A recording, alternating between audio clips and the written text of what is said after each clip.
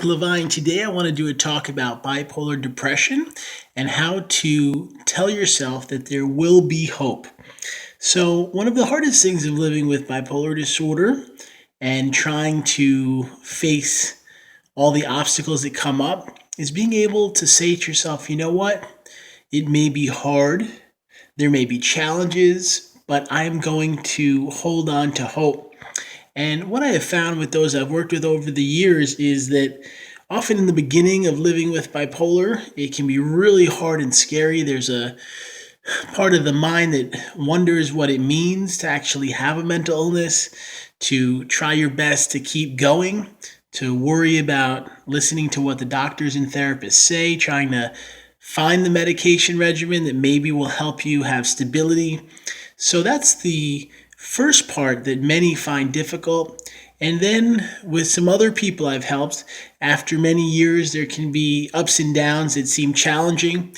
I was working with someone who was doing well for a while, and then they started to have problems, and they said, you know what, this has been a long journey and a long struggle.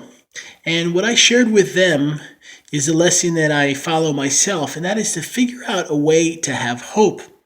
And hope can come in all different types of packages. One can be the hope of maybe things getting better, whether it be learning how to be more stable. It can be the hope in having friendships and people that are important in your life, and you know that by being their friend, you're there for them and they're there for you. It can be your family, having relationships with them and allowing yourself to know that they support you and you'll do your best when you can to help them. It may be having hope that things will change. I've seen many in the current economic climate struggle, having all types of issues with finances and careers and work. And it's very hard in that situation to figure out how to have hope. But in my own experience, I had to figure out how to say, you know what, no matter what the situation is, it can be dark, it can be dismal, things can seem tough, but I'm going to find a way to have hope. And in my own life, a relationship with a higher power and believing in God has been that source of hope for me. And during the times where it's the hardest, whether it's an issue with work or an issue with the world, wondering, even these days, there's an election coming up and there's a lot of uncertainty, I go to God and I ask for a higher power to help me, to guide me, to give me the strength to keep going. And that is the number one thing I rely on. I do all the things I can to stay mentally and physically healthy, and then I go and give it to God. And I share with you that this has been the path for me to find as much success as I have had. Now, it's not been an easy journey, and there's been lots of obstacles along the way, but I'm proud of what I've accomplished, been able to write a number of books, to share my lessons on YouTube and many videos, to do a number of talks, and more importantly, to be a husband to my wife for many years and to have two children who I adore. And I believe that you could have the same type of success and hope in your own life.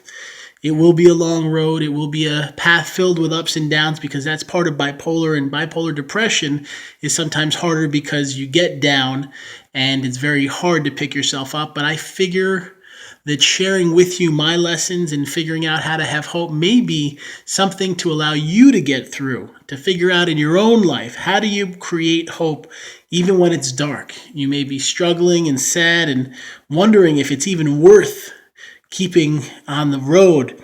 But when you find God and you have hope, you end up saying to yourself, you know what? I am on this road, but I'm not alone. The higher power is there with me side by side, and I can take it one day at a time and keep moving forward with my life.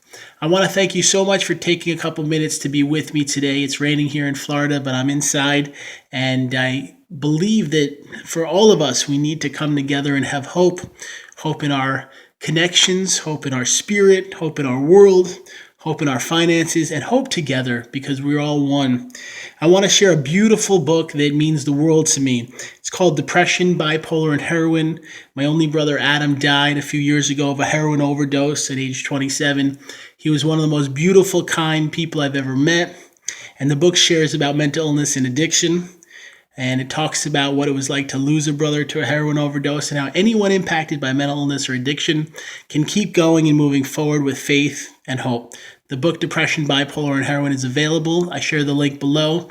And I thank you so much for watching this. I pray today that you find hope and that life gets better for you.